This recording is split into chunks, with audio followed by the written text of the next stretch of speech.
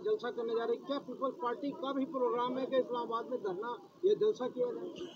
अब मुझे नहीं पता पीटीआई क्यों जलसा करने जा रही है। बेहतर तो यही है कि पीटीआई अपने 172 मेंबर्स पूरे करे जिसकी उसको ज़रूरत है।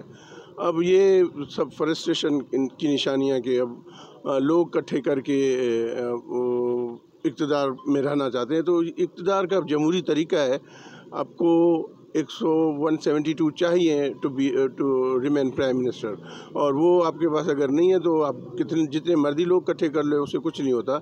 और पाकिस्तान पीपल्स पार्टी ने तो अपना शो आपने देखा, लॉन्ग मार्च में अपना पावर शो दिखाया, और उसमें मैं शुक्रगुजार हूँ। सिंध की आवाम तो थी लेकिन पंजाब की आवाम जिस तरीके से निकली है और जो जोश और खरोश उनमें पाया गया, जो मैं आई विटनेस हूँ, बहुत कम देखा गया है। और ये बहुत बड़ी चीज़ है जो चेयरमैन साहब ने किया, और ये इसके असरात पॉलिटिकल हिस्ट्री पे लॉन्ग टर्म्स असरात पड़ेंगे।